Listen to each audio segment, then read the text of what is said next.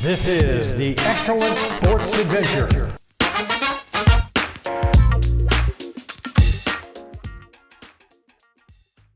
Well, the NHL draft went as expected. No major surprises. Connor Badard, of course, was number one. The Habs chose defenseman David Reinbacher from Austria, fifth overall, picked by a number five, of course, Carey Price, who couldn't pronounce his name, but that's okay, Carey.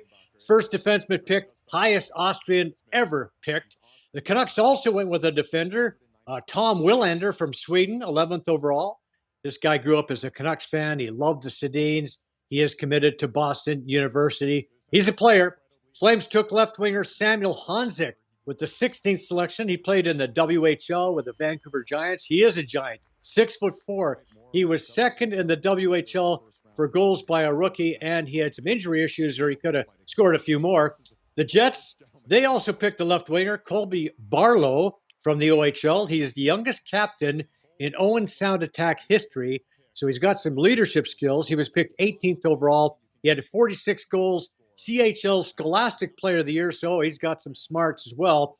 The Leafs went with Easton Cowan. Brad Treliving's first job as a Leaf, picking Cowan, 28th overall. Now, this is a bit of a surprise. He's a 5'10" center winger. Most had him picked as a late second rounder, but as Smitty says, he's a pretty good player. Played in the OHL with the London Knights, good organization. He's said to be fast and gritty, so the Leafs are going to like this guy. And the Leafs' new GM was busy on the free agent front as well, signing Tyler Bertuzzi, a former 30-goal guy with the Red Wings. He also had 5 goals and 5 assists in 7 playoff games for the Bruins. He joins the Buds this year for 1 year at $5.5 million. Max Domi had 20 goals and 36 assists this season for Chicago and Dallas. Had a pretty good playoff run for the Stars. He's going to add some grit. 1 year, $3 million. Treliving drafted Domi in Arizona.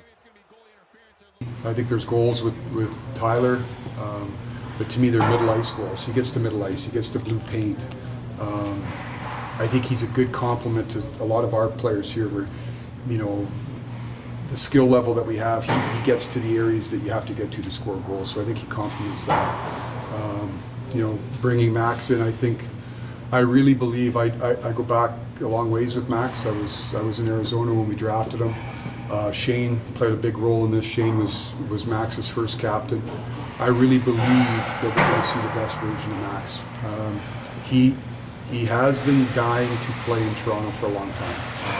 And having players wherever you are, having players it means a great deal to them to pull on that jersey. I think is important, and that's Max. And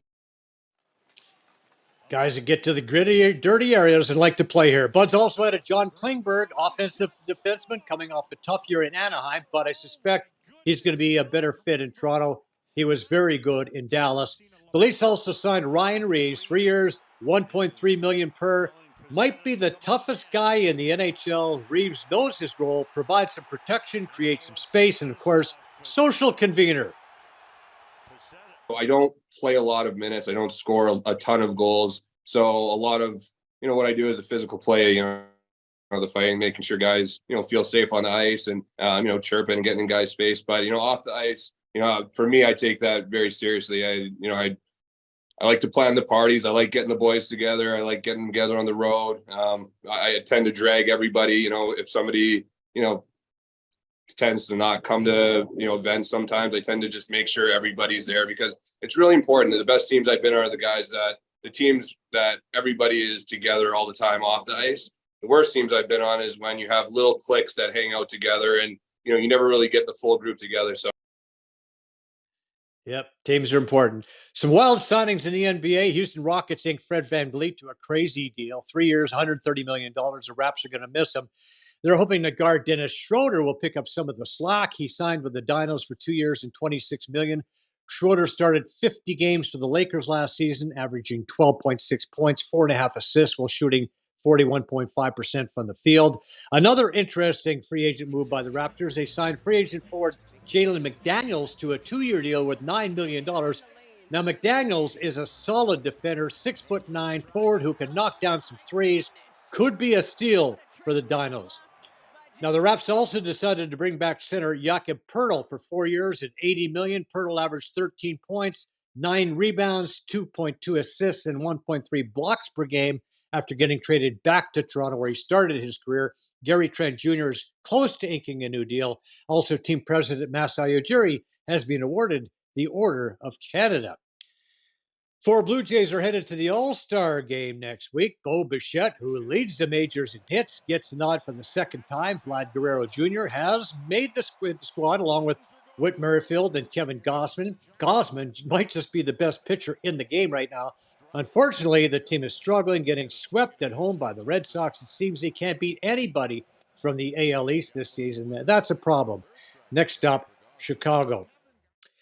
Lions and Argos battle the 2 undefeated teams in the CFL. The last 2, maybe a Grey Cup preview. We'll see. Things went very well for the home side. Lions forced to punt. Javon Leake picks up some blocks, gets those legs moving, breaks a couple of tackles. He's going to bust it. 91 yards to the house. Chad Kelly scrambling away from the rush, gets it away for Deveris Daniels. That's a touchdown, much to the delight of his uncle, Jim Kelly. The Argos picked up Vernon Adams Jr. 6 times. Robertson Daniel is going to return this one for a pick 6. Now, Daniel had 3 interceptions on the night by himself as the Argos ripped the Lions 45-24. Blue Bombers and Alouettes in Montreal. After a turnover, Zach Collaros gets the protection he needs, lays up a nice ball for Dalton Shane in behind the Als D. Oh, that's an easy 6. Bombers take it 17-6. 0-3 Elks in Ottawa to face the 0-2 Red Blacks. Somebody's got to win, I guess. Tyree Adams, play action. He's going to hit Marco Dubois. The big guy shows off some wheels here, tiptoes down the sidelines, and Dubois has got a 54-yard touchdown for the home side. You think Adams was pretty happy about this? Check this out. Yeah, the RBs dump Edmonton 26-7. Leila Fernandez got a good workout, but she made it through to round 2 at the Wimbledon tournament. A 3-set win over Katrina Bandel of the Ukraine. Tough loss for Toronto FC. Anderson Julio scored in stoppage time to lift Real Salt Lake to a 1-0 win over the Reds. Terry Dunfield's head coaching debut. FC has now dropped 3 straight. Tough week for the Canadian teams. Vancouver and Montreal also lost. Canada played to a goalless draw against Guatemala in Gold Cup. They get Cuba next. Now, our shot of the week. Marty with a beautiful birdie on 17 at Sleepy Hollow. God damn it. 4!